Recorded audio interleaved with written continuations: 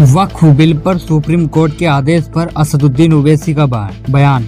AIMIM अध्यक्ष असदुद्दीन ओवैसी का कहना है कि वक्फ अधिनियम पर सुप्रीम कोर्ट के आदेश से वक्फ संपत्ति पर जो भी अतिक्रमण करने वालों को पुरस्कार किया जा सकता है। ओवैसी साहब ने सोमवार को वक्फ संशोधन अधिनियम पर सुप्रीम कोर्ट के आदेश पर असंतोष व्यक्त किया। उन्होंने इस पर एक आशंका जताई और कहा कि वक्फ की जो जमीन है उस पर जो भी आक्रमण किया गया है, जो पुरस्कार दिया गया है। बता दें कि मंगलवार को NDTV के साथ एक साक्षात्कार में AIMIM प्रमुख ने वक्फ संशोधन अधिनियम के एक प्रावधान के बारे में बात की, जिसके अनुसार किसी भी इंसान को वक्फ बनाने से पहले कम से कम 5 साल तक इस्लाम का अभ्यास करना जरूरी है। उन्होंने जोर देकर कहा कि शैतान तो बारीकियों में होगा। क्या हिंदू, ईसाई, सिख या बौद्ध धर्म अपनाने वाले किसी भी व्यक्ति के लिए ऐसा कोई नियम है कि अपनी संपत्ति उस धर्म को दान करने से पहले उसे कुछ नियम बनाने होंगे? ऐसा नहीं है। इसलिए मुझे पूरा यकीन है कि सरकार ऐसे नियम बनाएगी, यह मुश्किल हो जाएगा।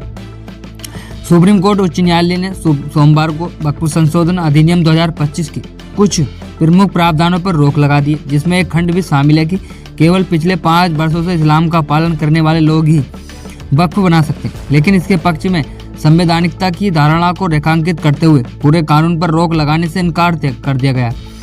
इस आदेश पर उनकी जो बातचीत प्रतिक्रिया आई है पूछने पर ओवैसी ने NDTV से कहा कि सरकार वक्फ प्रणाली की रक्षा करने में बिल्कुल दिलचस्पी नहीं ले रही है। उन्होंने इसे एक ऐसा विचार कहा कि जो हमारे देश के लिए विदेशी है और सुप्रीम कोर्ट द्वारा प्रमुख संशोधनों पर रोक नहीं लगाने के कारण मेरा मानना है कि इससे वक्फ संपत्ति पर अतिक्रमण करने वालों को लाभ मिलेगा। ओवैसी साहब ने यह भी कहा कि वक्फ बोर्डों पर गैर मुस्लिमों की संख्या को सीमित कर दिया गया है, लेकिन अधिनियम का यह खंड संविधान के अनुच्छेद 26 का उल्लंघन करता है, जो धार्मिक संप्रदायों और वर्गों को उनके धार्मिक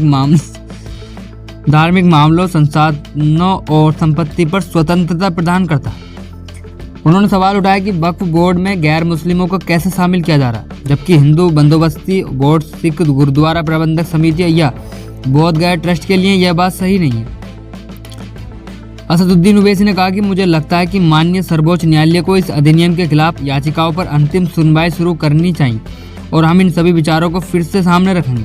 लेकिन कल का दिन वक्फ संपत्तियों की सुरक्षा के लिए अच्छा नहीं है। सोमवार को सुप्रीम कोर्ट के आदेश के तुरंत बाद असदुद्दीन ओवैसी ने कहा कि अंतरिम आदेश NDA सरकार द्वारा बनाए गए वक्फ संशोधन अधिनियम 2025 से वक्फ संपत्तियों की रक्षा नहीं करेगा और उन्हें उम्मीद है कि अदालत जल्द ही पूरे कानून पर अपना आखिरी फैसला सुनाएगी। उन्होंने कहा कि मेरे और मेरी पार्टी के विचार में अंतरिम आदेश मोदी सरकार द्वारा बनाए गए कानून से वक्फ संपत्तियों की रक्षा नहीं करेगा। अतिक्रमणकारियों को पुरस्कृत किया जाएगा। वक्फ संपत्तियों में कोई विकास नहीं होगा। इसलिए हमें उम्मीद है कि सर्वोच्च न्यायालय जल्द से जल्द अंतिम निर्णय देने का प्रयास करेगा।